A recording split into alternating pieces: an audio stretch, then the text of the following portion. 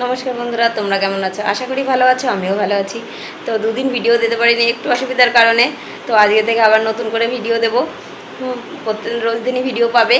তো আজকে কী রান্না করছি চলো দেখো। আর ফুল ভিডিওটা দেখো বন্ধুরা। তো আমাকে সাপোর্ট করো।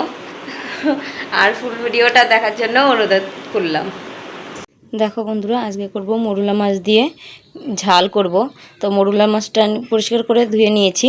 আর এই মাছের মাথা ফেলে দিতে হয়, দেখো মাথা ফেলে দিয়েছি খুব সুন্দর করে।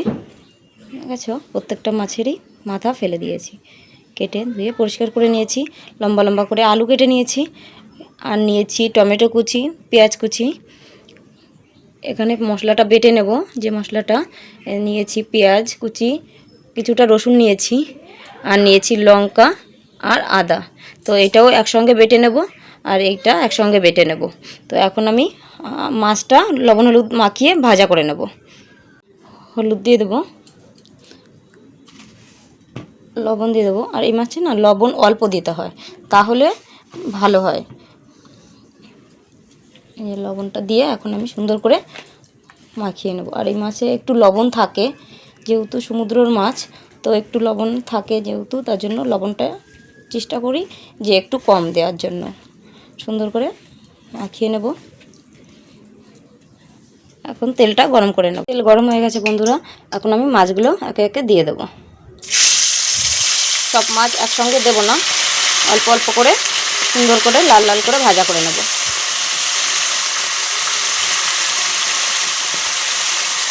সুন্দর করে ভাজা করব। দেখো বন্ধুরা, সুন্দর করে ভাজা করে নিয়েছি লাল লাল করে। তো এরকমভাবে সব মাছগুলো ভাজা করে নেব। এখন আমি তুলে নেব মাছ ভাজাটা।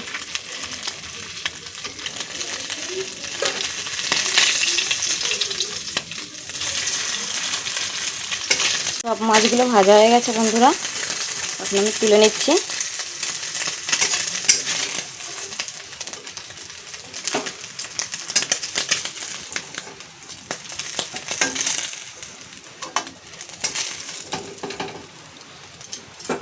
এখন তেল দিয়ে দেবো। দেওয়া হয়ে গেছে, এখন আলুটা ভাজা করে নেব লাল লাল করে সুন্দর করে।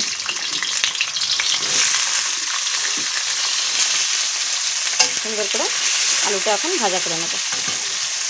এর মধ্যে একটু লবণ দিয়ে দেবো, একটু হলুদ দিয়ে দেবো, তাহলে খুব সুন্দর আলু ভাজাটায় রং হবে, দেখতে খুবই ভালো লাগে। এখন সুন্দর করে ভাজা করে নেব। দেখো বন্ধুরা, আলুটা ভাজা হয়ে গেছে, এখন আমি আলু ভাজাটা তুলে নেব। আলু ভাজা তুলে নিয়েছি। এখন ওই তেলে আমি জিরে দিয়ে দেবো। জিরেটা একটু হয়ে যাবে। জিরেটা ভাজা হয়ে গেছে, এখন আমি পেঁয়াজ কুচিটা দিয়ে দেবো। এখন লাল লাল করে আমি পেঁয়াজ কুচিটা ভাজা করে নেব সুন্দর করে।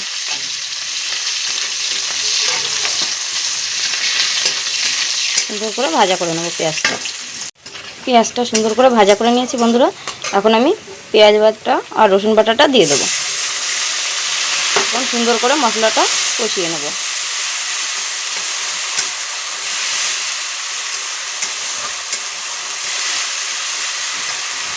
সুন্দর করে কষাতে থাকবো। সুন্দর করে মশলাটা কষানো হয়ে গেছে বন্ধুরা। তো এখন আমি আদা আর লঙ্কা বাটাটা দিয়ে দেবো, তার সঙ্গে টমেটো কুচিটাও দিয়ে দেবো। দিয়ে একসঙ্গে আমি কষতে থাকবো। সুন্দর করে মশলাটা এখন আমি কষিয়ে নেব। বন্ধুরা দেখো, তেল ছেড়ে দিচ্ছে মশলা থেকে। এখন আমি দিয়ে দেব লবণ আর হলুদটা, দিয়ে আর একটু কষাতে থাকবো সুন্দর করে।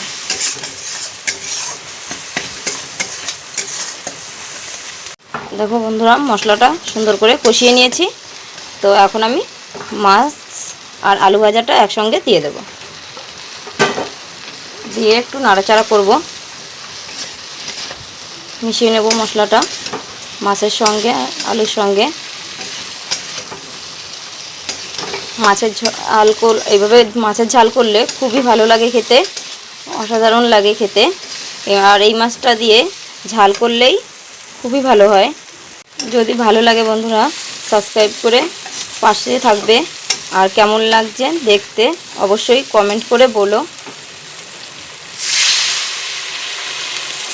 অল্প জল দেবো, কারণ কি মাছের ঝাল করব যেহেতু।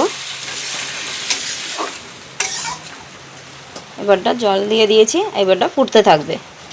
দেখো বন্ধুরা কত সুন্দর হচ্ছে, ফুটে গেছে। তো আর একটু হবে দেখো। আর গামাখা গামাখা করব, যেহেতু কষা করব, মাছের ঝাল একটু কষা কষাই হয়।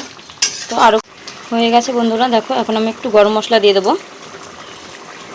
দিয়ে একটু নাড়াচাড়া করব। আর বেশি গরম মশলা দেবো না, অল্পই দেবো। আর যদি ভালো লাগে সাবস্ক্রাইব করে পাশে থাকো। আর কেমন লাগছে অবশ্যই কমেন্ট করে বলো। তো এখন আমি নামিয়ে দিচ্ছি। বন্ধুরা এখন আমার ছেলে খেয়ে বলবে কেমন হয়েছে খেতে। খাও, নাও, তরকারির বাটিটা নামিয়ে নিতে হবে।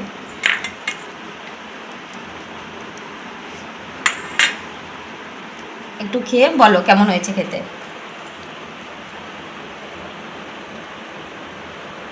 নাও, মুখে নাও, কেমন হয়েছে খেতে? টেস্টি হয়েছে। খুব টেস্টি হয়েছে।